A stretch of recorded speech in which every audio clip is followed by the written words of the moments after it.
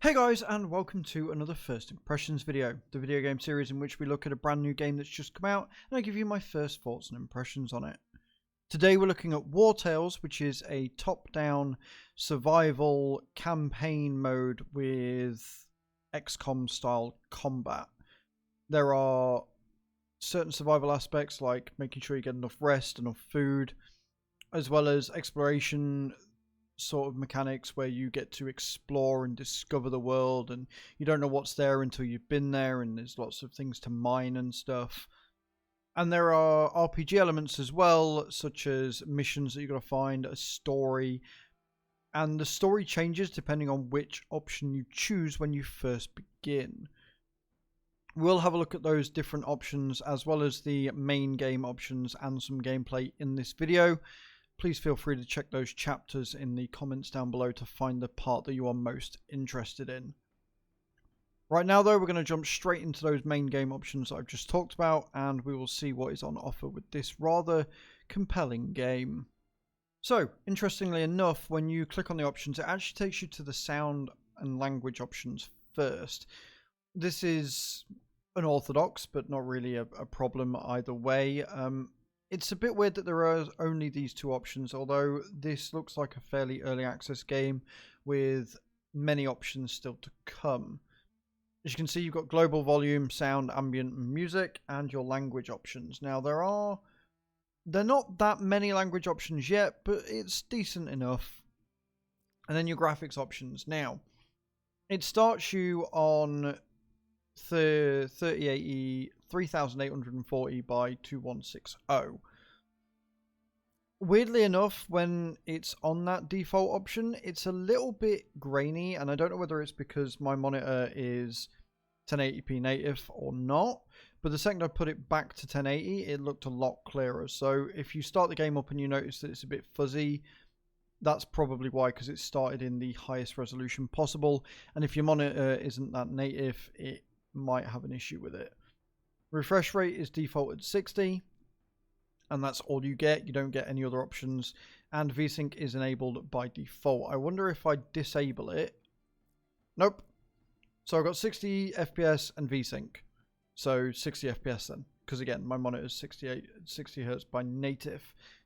Shadows, ambient occlusion, terrain, they're all on high. Vegetation is enabled. Volumetric effects is high. Anti-aliasing and reflections. Now, the game is rather beautiful from a distance. When you get into the RPG elements and stuff and you see the characters close up, they're a bit dated, but when you're on the main map and you're walking through, it reminds me of like the old models that you can get for like Warhammer and stuff. It's a very beautiful world from a distance, but you'll see that when we get into it. And that really is for the options. So what I'm going to do now is I'm actually going to start a new game, and I'm going to take you through those options that you can do whilst creating a new campaign and going through all the different variables that it gives you, because it does something a little bit different that you don't see that often in games of this type. So in starting a new game, you don't get difficulty straight away. What you get are a number of different scenarios, and each scenario gives you a different bonus and shows you what you start with. So you can start with the swordsman, archer, ranger, or brute for just 4 friends looking for an adventure. You get more influence and you get less companions experience. So it gives you a negative as well as a positive, which is something that is nice because it's pros and cons. Like if you're in the world, you're not going to have all bonuses. You're going to have something that sets you back. And if you're 4 friends just looking for an adventure, you're not going to have that experience. So it's logical as well, which I really like. Then you've got the men escorted merchants who lost their employer, deserters fleeing an abusive captain, you've got young farmers looking for a better life, and you've got bandits looking to escape the guard. So each one gives you a different starting point and an interesting aspect to that. When you select one, it then gives you like options that you like. And again, each one comes with a bonus this time. So you get an extra bonus on top. So I just chose the merchant one. I think I just did the men traveling with a merchant. So I'd want something that would give me an advantage when I'm guarding someone. So I would probably say cunning fighters, right? And then this, if they had a flaw, it would be, and it gives you another negative. So everything has consequence, and I really, really like this mechanic when starting a campaign like this, and I don't see it often enough. And again, you've got meek appearance, eternal dissatisfaction. Words are hard. Uncommon bout of luck, very hard time getting up. Agreedness far more developed than others. So you've got to decide which one's the worst out of these. Now, honestly, the carrying capacity could be a problem. I mean, they're all going to be a problem, but it's which one for you is going to be worse. Now, I could go for an uncommon bout of bad luck, because we increased the critical hit with the last one, so we could negate that and just have an overall gain of 8, which honestly isn't a bad idea. So we do that, and then you come to your difficulty. Now, I'm hoping that when the game develops more, you're going to get a few more options here, because you've literally just got the independent state. Here's a drop-down menu, so hopefully they'll be able to add more regions to give you just a little bit more customization to where you want to start. You've got your difficulty level, and then you've got your difficulty simulation. Leave it on normal. It's not overly difficult, but the simulation can be a bit harsh. The loading screens in this are quite pretty as well. The scenery is fantastic. The artist deserves full props. When you've done that, it gives you a little synopsis of what it is you're doing, and you start in the same area all the time. Again, this will change if they include more regions and stuff, and you've got things that you can collect, and then your first bout of bandits, and this gives you a good idea for what the game is going to be like.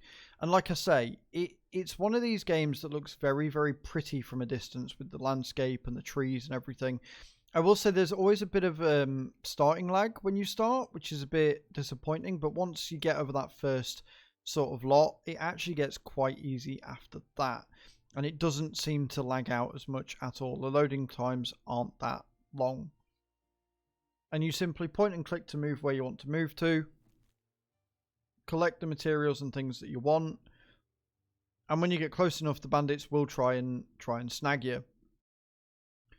And that's where you go into your combat mode.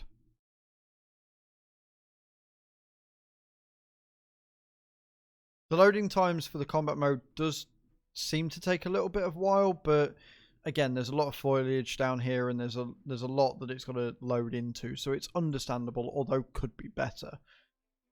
And this is where you enter your XCOM style turn-based combat. You've got your enemies here, and then you've got your people here. And the way that you do it is the person that's highlighted, it's their go. You click on the move, and you can see where you move to.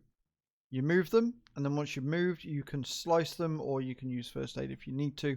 You choose your moves, and you deal damage accordingly. Then you just simply end your turn.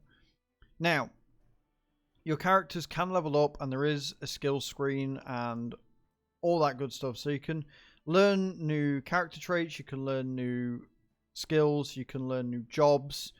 There is a lot in this game that you can do, and it really is quite cool. The combat is... there's nothing amazing about it thus far. It's pretty standard as these sort of turn-based combats are. There is also friendly fire, so you have to be careful of that. If you cleave or have a sweeping area of effect and your teammate is in with that, then you will hit them and you will do damage to them, and it's not ideal. You don't want that. You don't want to be killing your own people. You've got exhaustion for the survival, so if you don't rest up and make sure that your people are properly taken care of and stuff, they will die. Once you've lost your entire caravan, you're done. You're out of the game. Now, you can recruit new people, and recruiting new people is really quite handy. The way that you do that is you go to a local jail, and as long as you've got enough money, you can recruit people. You can recruit them for a price, and they will join your caravan. And again, the more people you've got, you have to be aware that that will cost you more money in wages if you're going out on missions and things. But overall, it's a good way of just making sure that you are keeping topped up with everything and people aren't going to die a horrible death and you're not going to lose.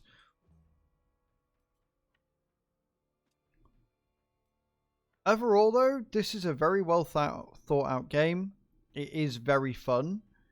I am a huge fan. I love the graphic style. I love the art style. I love the choices. The combat is, like I say, pretty standard. There's nothing out there. There's nothing too garish. It's pretty damn good. The writing doesn't seem amazing. It doesn't seem like there's anything stand out there either.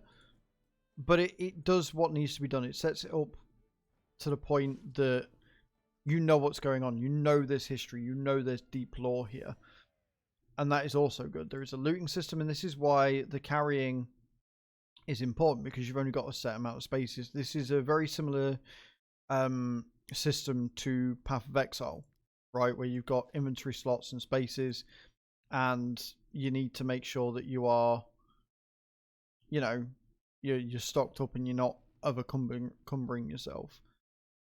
Now, one mistake I made earlier was I ran into these guys and I gave them bread, and then it was like, you need to rest. And I don't know if it was a bug, but I couldn't rest because I didn't have enough food to give my men. However, later when I did have enough food, it told me I could ignore it if I wanted to and just not bother. You can also rest at an inn for some gold, and that will not use up your supplies. So that is another option as well. Stormkeep, or Stormcap, I should say, is your area. You've got a forge here, you've got the town hall, you've got the market, you've got the clinic, and you've got the Traveller's Feast Inn. Traveller's Feast Inn is where you get your quests and other bits and pieces that can allow you to continue with the game and earn more renown and get more gold and get more people. So as you can see, there's lots of quests here you can take. Once you've taken one, you go out on your map. Do this one, for example, and it shows you on the map where you've got to go, and then you've got to find your way there. And that really is it. That is the game. You go, you get quests, you fight, you've got to survive, you've got to make sure that you are not going to die anytime soon, manage your resources. You can learn jobs, so you can forge, you can fish, you can cook, you can do all sorts. There is endless possibilities with this game, and I am really excited to see where it goes. So, thank you very much for watching, guys. Let me know in those comments down below if this is a game that you would play, if this is a game you're interested in, if it has the mechanics that you're looking for, if you like the choices and the consequences that come with those choices.